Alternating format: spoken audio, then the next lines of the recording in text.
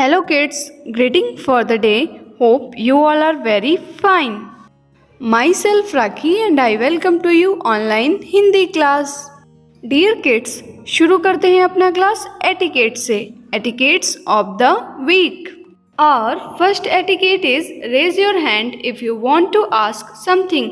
Means अगर हमें teacher से कुछ भी पूछना है या कुछ कहना है तो उससे पहले क्लास में रेज हैंड करना चाहिए.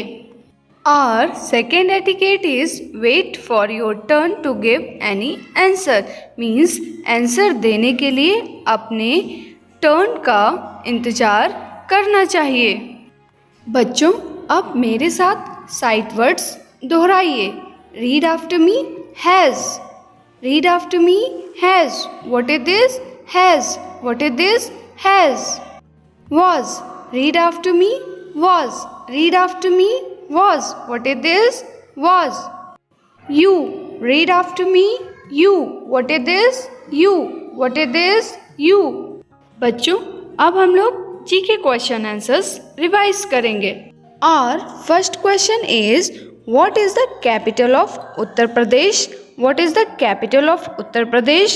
The capital of Uttar Pradesh is Lucknow. Our second question is, where is the Lotus Temple? Where is the Lotus Temple? Lotus Temple is in New Delhi. Lotus Temple is in New Delhi. Dear kids, hope आप सभी लोग इनका revision करेंगे. Dear kids, this is your math homework. Solve it. This work you all have to do in your math notebook. बच्चों next subject का homework जानने के लिए आप सभी लोग वीडियो को पूरा देखें.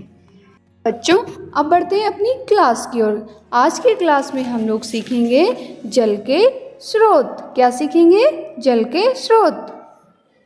बच्चों जल तो हम सभी के लिए बहुत ही ज़रूरी है, लेकिन सोचने वाली बात यह है कि जल हमें मिलता कहाँ कहाँ से है. चलिए जानते हैं. बच्चों जल का मुख्य स्रोत बारिश है.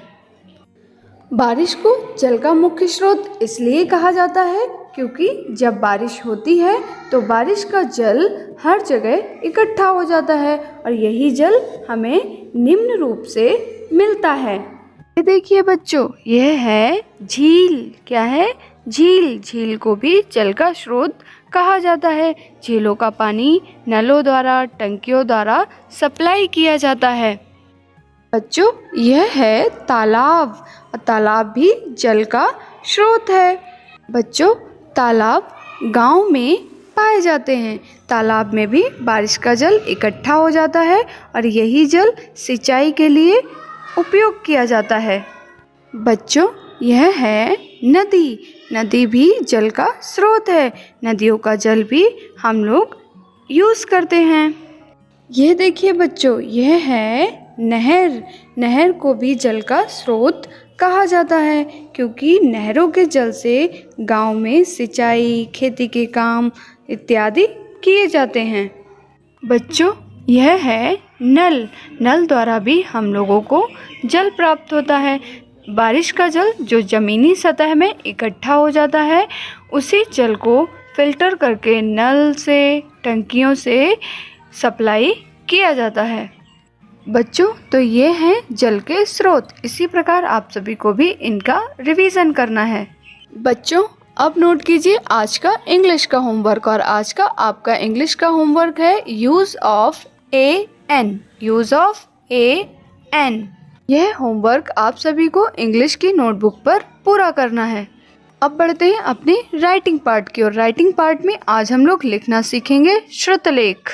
श्रुतलेख लिखने के लिए आप सभी लोग हिंदी की कॉपी पेंसिल और इरेजर निकाल लीजिए. ध्यान से सुनकर लिखिए. लिखिए नौकर. लिखिए नौकर. नौकर. लिखिए नौकर. नौकर. नौकर लिख लिया. गुड. अब लिखिए चौकीदार. लिखिए चौकीदार. चौकीदार. लिख लिया. Very good.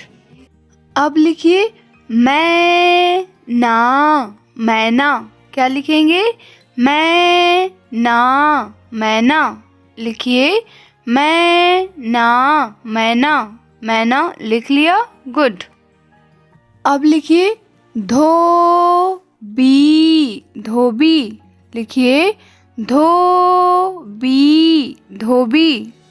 लिखिए धोबी, धोबी, धोबी। Done, very good.